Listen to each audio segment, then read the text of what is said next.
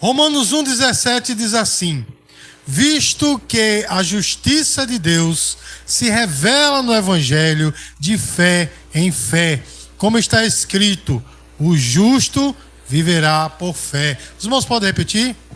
Visto que a justiça de Deus se revela no Evangelho de fé em fé, como está escrito, o justo viverá por fé. Então, irmãos, nós estamos neste culto, né, alusivo à Reforma Protestante, 507 anos da Reforma Protestante, e esse texto que eu acabei de ler foi o texto que impactou Lutero lá naquela biblioteca, né? Achou ali aquela Bíblia acorrentada, né, em latim, não é? Toda vez que eu falo em latim eu me lembro de uma coisa, né? Mas enfim.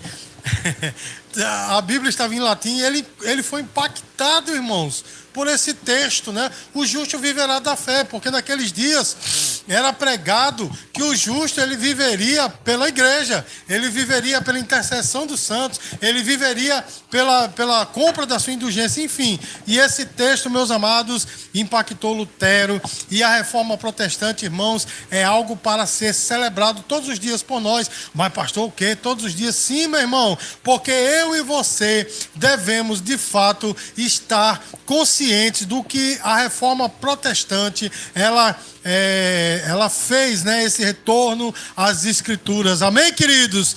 E olha só, meus amados, a Reforma Protestante, ela teve 5 alicerces, ou 5 colunas, né, que deram sustentação a tudo aquilo que os reformadores, eles fizeram. Deixa eu só lhe dar aqui um dado histórico, né? Meu filho Ricardo, historiador, ele sabe muito bem disso.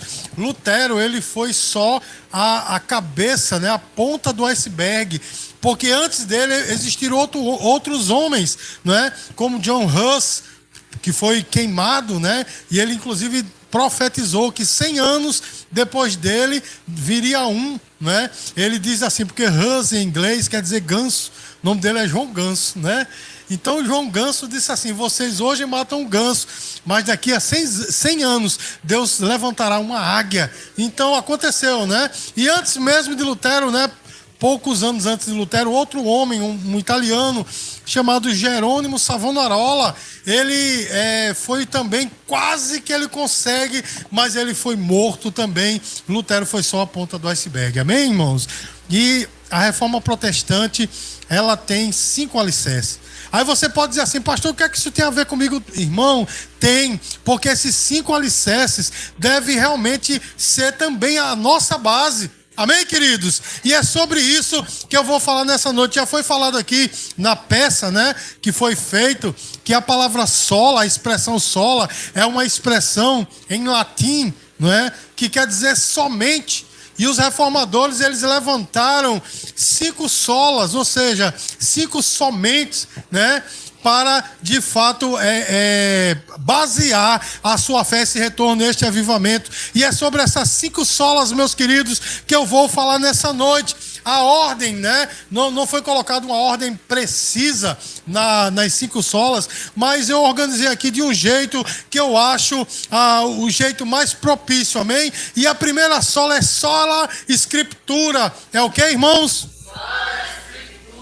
Diga assim: somente a Escritura. Então, meus queridos, naquele período lá, né, da Idade Média, chamado de Idade das Trevas, não era só as Escrituras que valiam para as pessoas, eram os ditos, né, dos papas, né, os concílios da igreja, a igreja como a detentora da verdade, enfim, eram N coisas, mas não era assim no começo, porque no começo, irmãos, a Bíblia ela estava no centro, né, da fé evangélica, da fé cristã. Aí eu pergunto a você: a Bíblia é o centro da sua fé, ou você está como no passado, confiando em homens, confiando em coisas que vão além das Escrituras? Para os reformadores, irmãos, e para nós, a Bíblia ela é a autoridade infalível. 2 Timóteo, capítulo 3, versículo 16, foi um dos textos que baseou a fé dos reformadores. Toda a Escritura é inspirada por Deus e útil para o ensino, para a repreensão, para a correção, para a educação na justiça. Irmãos, A Bíblia é o manual de Deus para nós. Tudo que você tem que saber, ou que você precisa saber, para você conhecer a Deus e para viver aqui na terra, está neste livro santo. E eu e você, irmãos, temos que colocá-la no centro da nossa fé, porque não se conhece a Deus em outro lugar. Irmãos, e como isso é urgente para os nossos dias. Veja que foi um pilar, né, da reforma protestante 507 anos atrás, e ela é muito necessária hoje, porque as pessoas, irmãos, não amam mais a Bíblia. Elas dizem, que livro maravilhoso, e compram muitos e muitos desses livros, mas leem um versículo por ano. Quando leem, não é assim, irmãos? E acreditam em qualquer coisa que se diz a respeito deste livro, e as pessoas, irmãos, muitas vezes preferem dar ouvido, né, a videozinhos do YouTube do que a palavra de Deus.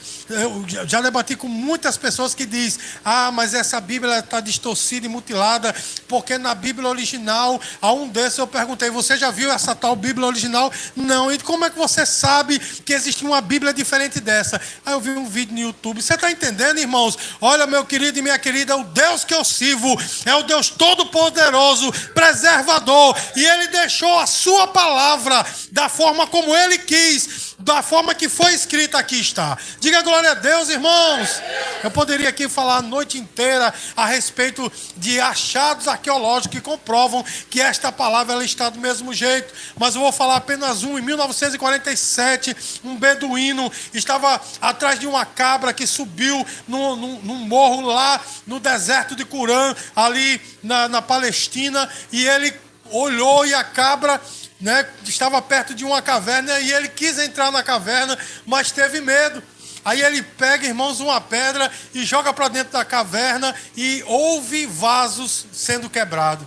E ele disse, tem alguma coisa aí, né? Você sabe, o povo da Palestina gosta muito, né? Meio dinheirinha, né? Aí correu lá dentro e disse, alguma coisa tem. Quando chegou lá, meu irmão, havia potes e potes contendo partes das Escrituras. Escrituras, irmãos, antigas, né? Ou seja, partes da Bíblia há muito tempo guardadas naquelas cavernas. Pois deixa eu dizer uma coisa para você, meu irmão. Do jeito que eles pegaram, por exemplo, o livro de Isaías, é como está na nossa Bíblia. Você pode dizer glória a Deus por isso? Isso é porque o nosso Deus é um Deus preservador. A palavra de Deus, meus queridos, é a nossa orientação para todas as áreas da nossa vida. Aí eu quero perguntar a você, você tem buscado a palavra de Deus como única autoridade para você, ou você tem dado ouvidos àqueles que dizem assim, Deus está me mandando te dizer, ao invés de crer nesta palavra? Pastor, eu creio na Bíblia, a Bíblia é a minha regra de fé e prática, mas tem lido a palavra? O problema é esse, né, irmão? Você conhece realmente esta palavra, porque a quantidade de crentes que estão anos, décadas dentro da igreja, mas nunca leram a palavra de Deus inteira, é terrível. E, irmãos, a primeira sola é sola escritura, ou seja, é somente a escritura.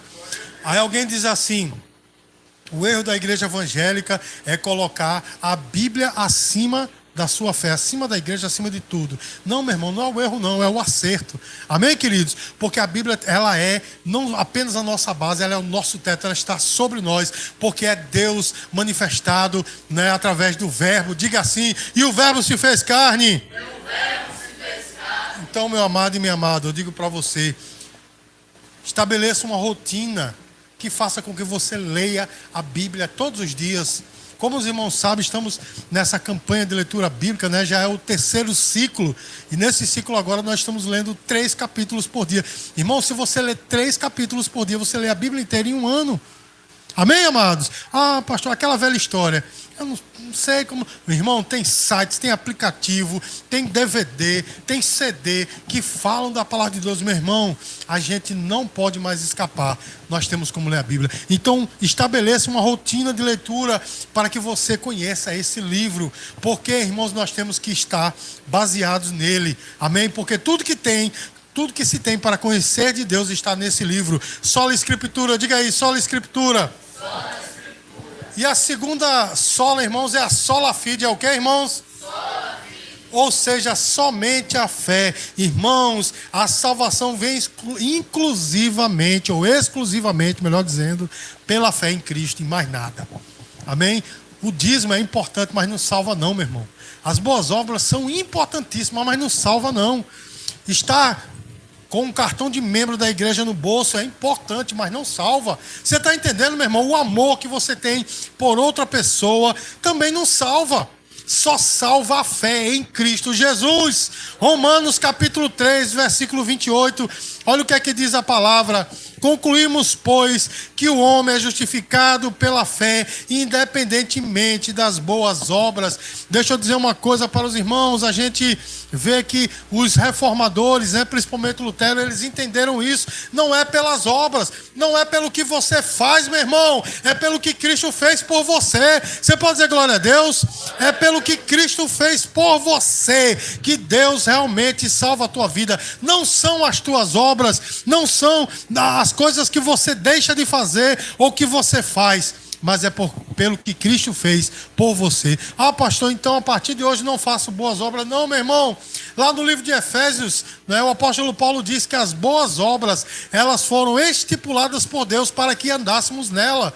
Nós temos, se somos salvos, temos que fazer boas obras, mas consciente que as boas obras não salvam. Amém, irmãos? As boas obras não pagam o meu pecado, irmãos. Como isso é urgente para os nossos dias. Porque tem pessoas, irmãos, que acham que dando uma oferta à igreja, está tudo certo, Jesus está contente comigo, pronto. Parece aquela doutrina, de outra religião, que o camarada passa 3 dias no carnaval e no quarto, vai lá procurar um sacerdote que coloca uma cinza na testa do cara. Pronto, tudo que você fez no carnaval, fica no carnaval. A partir de agora, não, meu irmão, não existe isso não. É só a fé, amém? Não é pelas obras, é só pela fé. Aí eu pergunto, meu irmão, você tem descansado na fé em Cristo ou nas suas ações?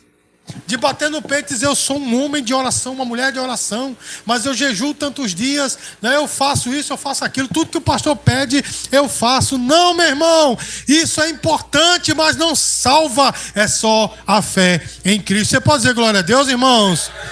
Confie plenamente na justificação pela fé que Jesus oferece. Amém? Isso quer dizer, irmãos, que quando Jesus morreu na cruz, ele te deu a qualidade de justo e justa, mas não pela tua justiça, tá entendendo, meu irmão? Mas pela justiça dele na cruz. Quando Deus olha para você, não vê os teus pecados, nem muito menos a sua justiça, vê a justiça de Jesus em você. Amém, irmãos? Então, sola fide, diga aí.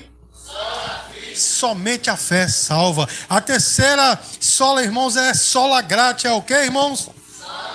Somente a graça. Irmãos, a salvação é um dom de Deus que é imerecido por nós. Você está entendendo, meu irmão? Não existe ninguém, seja a melhor pessoa, a pessoa mais meiga, mais bonita, a pessoa mais educada, nenhuma deles é reconhecido como merecedor.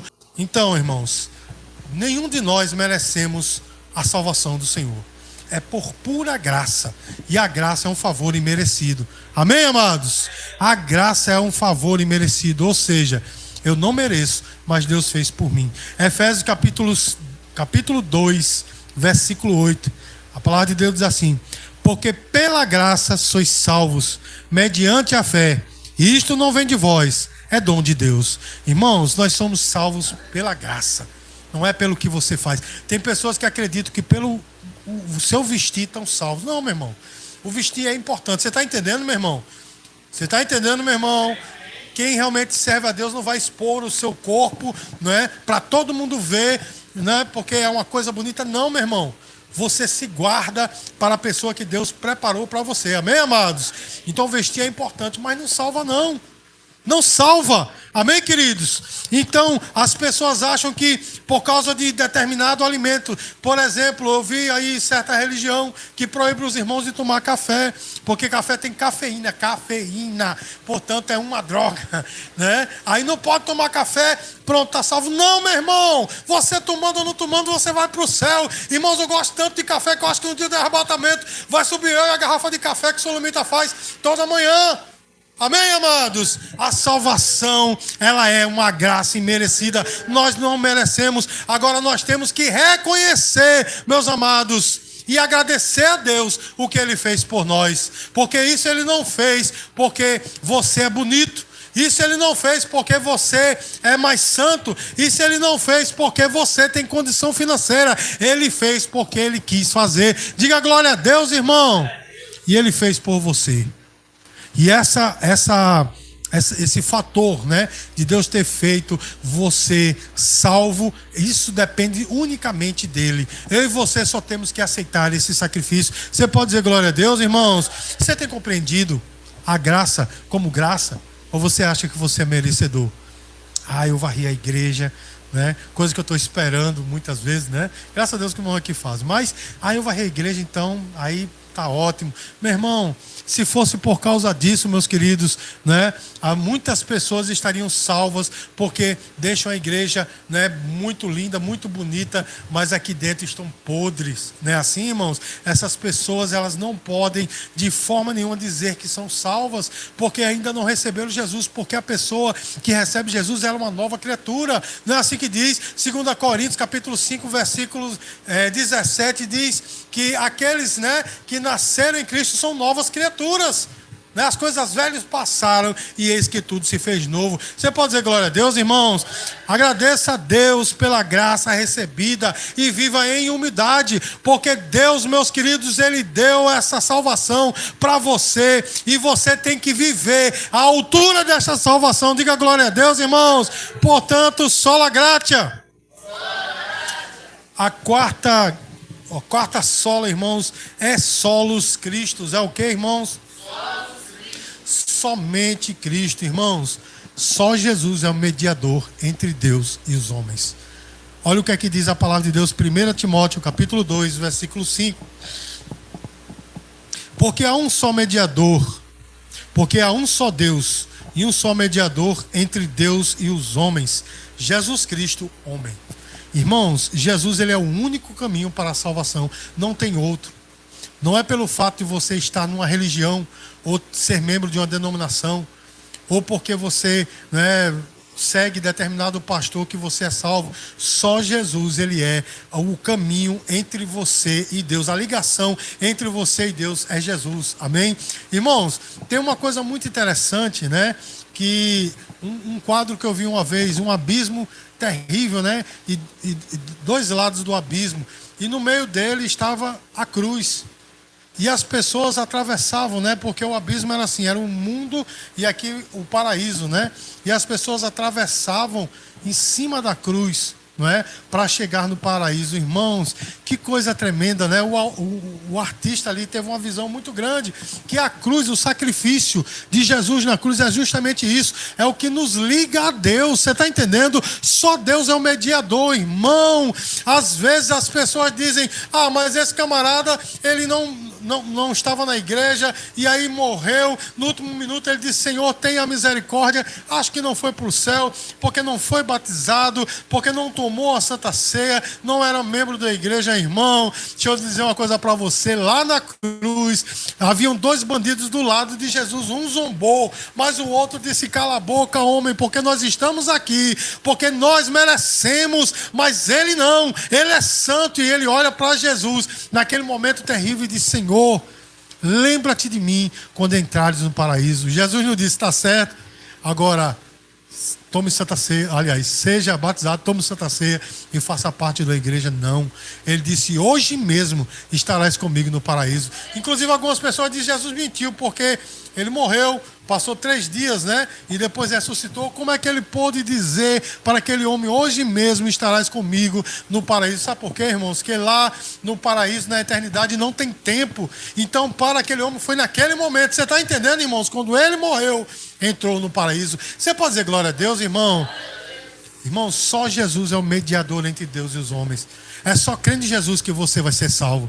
Não é porque você faz parte de uma religião, ou segue um pastor, ou faz parte do hall de membros de uma igreja que você é salvo. É porque eu e você recebemos Jesus, amém? Então reafirme a sua fé diariamente em Cristo. Cultive esse relacionamento pessoal com o Senhor, porque Deus, irmãos, Ele se deu para você, Ele se ofertou para você, Ele morreu de braços abertos para receber você. Como está a sua comunhão com Deus, irmão? Porque a reforma protestante foi um retorno à comunhão com Deus. Porque naqueles dias as pessoas tinham que pedir aos santos, ou pedir ao padre, pedir ao papa, pedir ao vigário para poder chegar a Deus, porque Deus é um ser tão distante. Alguns até dizem assim, ó, peça a mãe dele, que a mãe dele pede para o filho pede para o pai. Irmão, que telefone sem fio, né, irmão? Irmão, não é nada disso não, irmãos. Nós agora temos acesso livre ao Pai, pelo novo e vivo caminho, pela morte de Jesus na cruz. Nós temos acesso a Deus. Por isso, irmãos, solos Cristo. E a quinta e última sola, irmãos, é a soli deu glória. Ou seja, glória somente a Deus. Irmãos, tudo que nós fazemos tem que ser para a glória de Deus. Você está entendendo, irmão? Tudo que nós fazemos tem que ser para a glória de Deus, porque a Ele pertence a glória. Irmãos, os homens por aí, irmãos, são...